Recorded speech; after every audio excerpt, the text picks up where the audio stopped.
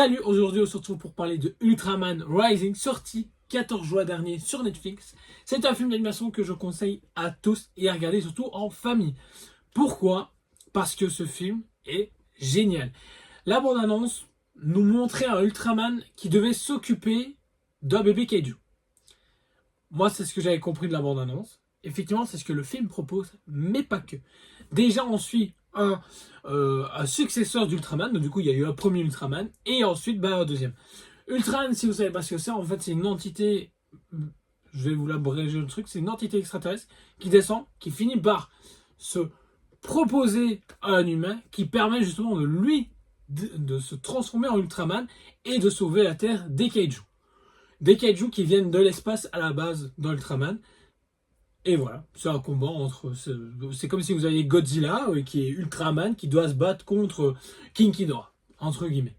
C'est vraiment le plus gros résumé que j'ai pu vous faire.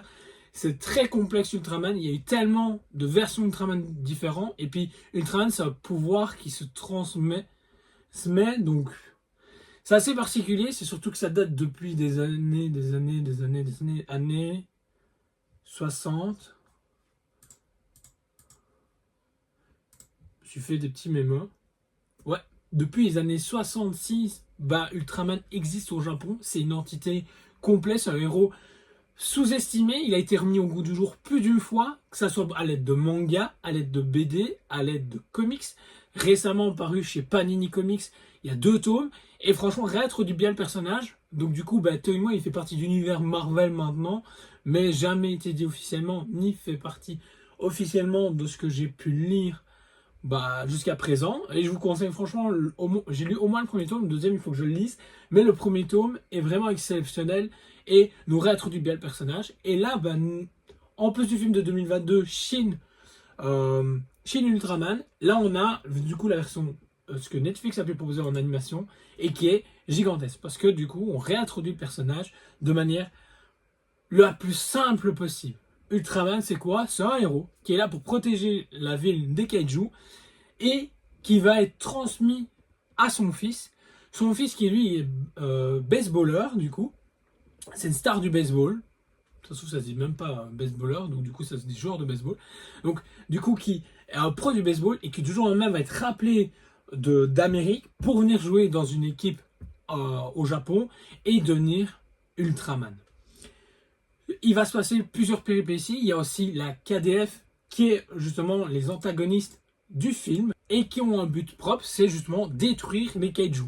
Sauf que il y a le fait que justement le Ultraman va se retrouver à avoir un bébé kaiju à devoir s'en occuper, et là on va avoir un protagoniste qui a justement un surego comme pas possible, qui va redescendre les pieds sur terre et va se trouver une humanité qu'il avait entre guillemets perdue et va vraiment évoluer. Ça fait du bien parce qu'on voit un personnage qui, de premier abord, on se fait mais barre-toi, réellement barre-toi, qui au final devient hyper attachant et au final devient un héros.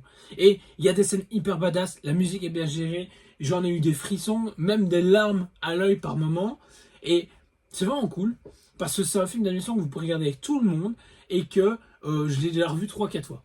Voilà. Je vais dire, le film, je l'ai tellement trouvé bon, que 2-3 fois, ça m'a pas dérangé. Et même mes enfants les regardent régulièrement. Et franchement, c'est top. Netflix, j'espère qu'il y aura un 2 qui permettrait de développer encore plus loin l'idée d'Ultraman. Parce que l'animation ressemble à ce qu'on peut proposer actuellement avec Into the Spider-Verse, avec Le Chapeauté, avec tous les films d'animation qu'on a maintenant qui nous mettent des claques par rapport à certains blockbusters que vous savez. Ouais.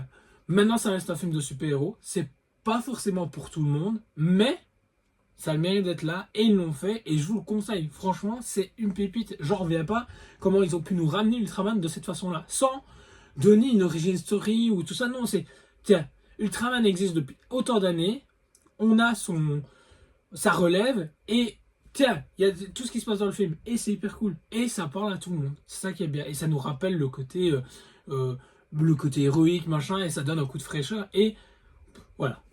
J'ai surkiffé ce film-là, je voulais absolument vous en parler du coup, et je vous conseille grandement d'y aller. Je le dirai jamais assez dans cette vidéo. Allez-y, foncez voir ce film.